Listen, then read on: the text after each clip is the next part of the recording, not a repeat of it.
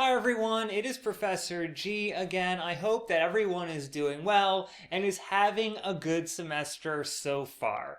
This video is probably the most ambitious one I've ever made for any of my Berkeley College classes. My goal is in 15 minutes or less is to connect all of the stories about death and representations of death that we have looked at over the last 2 weeks, and there are 8 of them.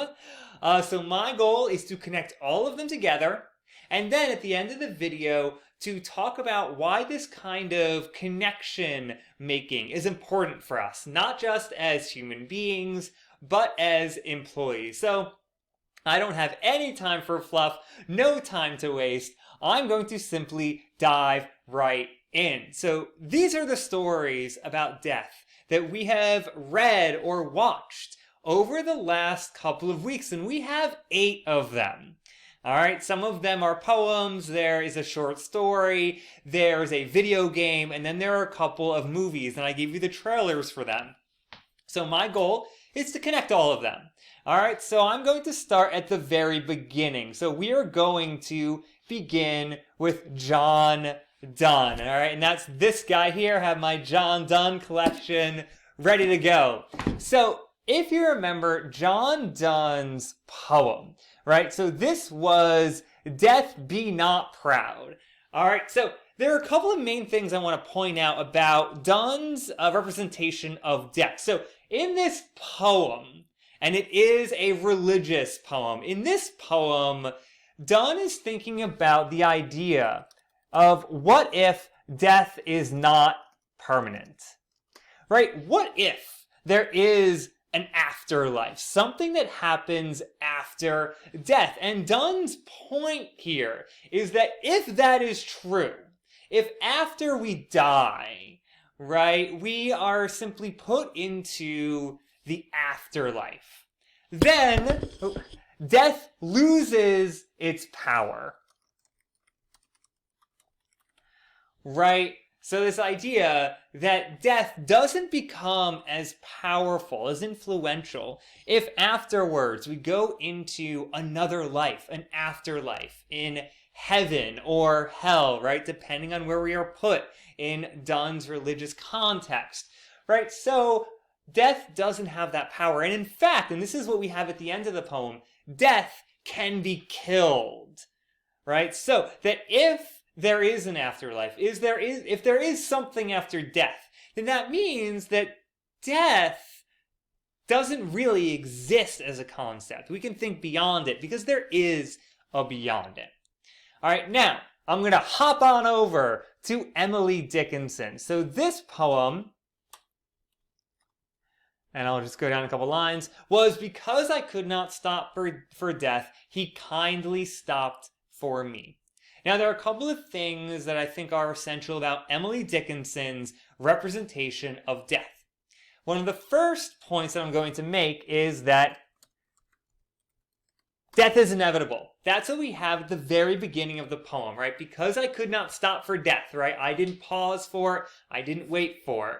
But because of that, death kindly stopped for me. So it found me. It will go out of its way to find me and take me when it is my time.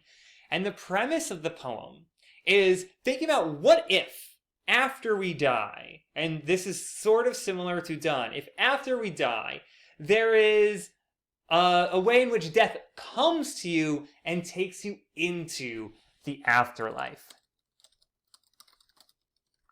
Right? What if death took me to the afterlife? And in Emily Dickinson's poem, the speaker is actually entering a carriage, right? And goes to the afterlife, sees children, sees the sun setting, right? All these things that she's leaving as she dies. All right? So after that, we're going to hop hundreds of years into the future, right? So the first poem, John Donne, was 1609. The second poem was Emily Dickinson's. That was 1890. Now we're going to go right into 2014, so relatively recent. This was Charlie Fish's Death by Scrabble. This is the kind of dueling match between a husband and his wife who hate each other. And the poem uses Scrabble as the mechanism through which they war with each other. They fight each other. So the idea here behind the story is, what if I could make things happen by thinking them and writing them down or spelling them out? Right? So in playing a game, these two characters are trying to figure out how to get rid of the other person. Right? So here, so in John Donne's poem and Emily Dickinson's poem, they're both very invested in the afterlife.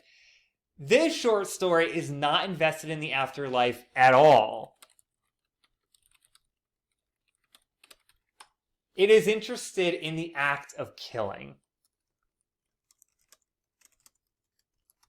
All right, so very, very different, but still sort of connected in terms of the representations of death. All right, so from there, I'm going to come back out to me. All right, I'm going to take a pause, a timeout. All right, so we have two representations of the afterlife and what that would look like. Then we have a version, a representation of killing, right? And what it would be like if we were playing a game where we could make things happen, right? So the stakes are really, really high. So we have those three examples. Now, I'm going to move to what is perhaps the most famous representation of death in the entire world. All right, if you've been keeping up with the reading and the watching, you probably know where I'm going with this. All right, Super Mario Brothers. All right, there's my original Nintendo version of it. Super Mario Brothers is arguably the most famous model for understanding death. And I think the fact that it's so famous kind of gets in the way, right? It kind of encourages us to lose touch with how interesting it is as a representation of death. So if you play Super Mario for an hour or two, at some point, unless you're really, really good, you will die. All right, you will fall off. You'll fall off a cliff, you'll be hit by a Goomba, something will happen to you. All right, and so what happens when you die is you have to go back to the beginning of that level, right? Whenever your last progress was saved, and you have to redo it again. All right, this is so essential for modern culture because it is a representation of cyclical death. Right? So as you die again and again and again and again, you keep coming back to the same spot. All right? It's such an essential understanding of death. So it's similar to reincarnation, but with a difference, right? With reincarnation, you come back in a different form. In Super Mario and in cyclical death, you come back to where you were before, and the goal is to learn, to do something different. Right? Maybe you're able to jump beyond whatever you were hit by before, right? Maybe you can use a power-up to your advantage, right? The goal is to change what you did. All right, so I'm going to switch the screen very quickly. All right, so in Super Mario, we have this idea of a cyclical death. Right? We're dying over and over and over again, and we just keep being respawned. This is the language from video games, right? It's all over the place, right? Being respawned means you die, you come back to life, and the goal is to learn from it, to do something different. All right, now, that is such an influential representation of death that once it is created, right, in Super Mario in the 1980s, it can be used in all these different contexts. And in the next 4 examples, so the trailers I gave you, these are all uses of cyclical death. So in the movie Groundhog Day, and this is from 1993, right, the main character has to relive the same day over and over again. And this is done for comic effect, right? So that's one version of it. So this is done for comic effect. right? There are dark moments in it, but it is used. The model of cyclical death is used for laughs, above all else. All right, now, in Edge of Tomorrow, very similar idea, right? So you might have gotten a sense of this from the trailer, but the basic idea is this. Tom Cruise's character keeps dying in war over and over and over again and keeps being rebooted. So he's able to do things differently. He's able to play with it. And so the idea is that cyclical death is a military advantage. So as his character, Tom Cruise's character, is dying over and over and over again, he can learn gradually how to defeat the enemy. So it's using a model of death that is very similar to Groundhog Day and Super Mario, but in a very different context. Now, speaking of different context, Happy Death Day. This is a 2017 horror movie. I personally hate horror movies. You might too. I'm not going to make you watch any. But if you look at the trailer, you get a sense of how this works. So Happy Death Day is about a young character who is being killed by a serial killer over and over and over and over again. So the idea here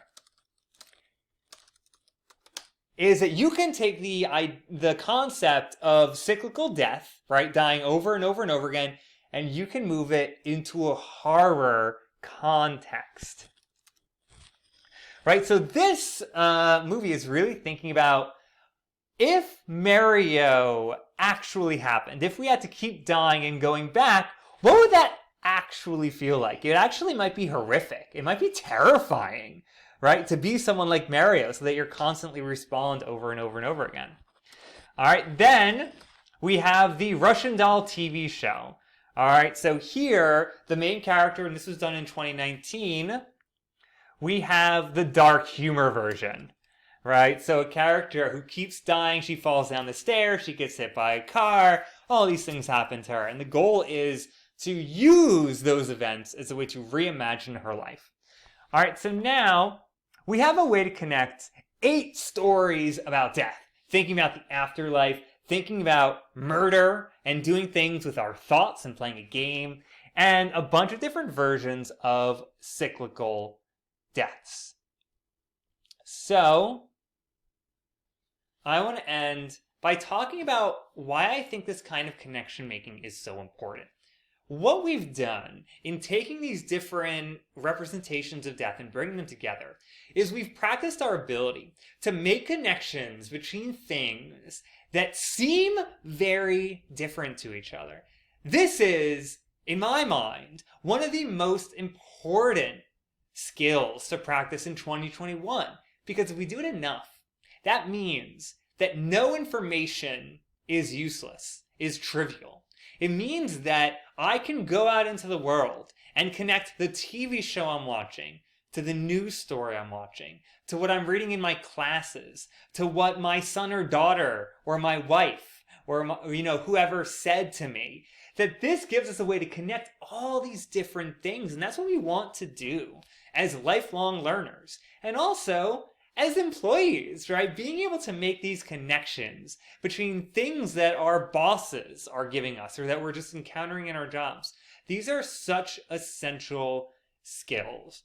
All right, so I'm at the 14-minute mark, so I'm going to end the video now. I know this was a lot of information. My goal was to connect 8 different stories and think about what that connection means and why it's important. The beauty of having a video is if you were overwhelmed at any point, you can always rewatch. All right, you can go back, you can look at different sections. And as always, at this point, I'm going to open everything to you, right? And I'm really looking forward to seeing how you made sense of these different representations of death and why they are important.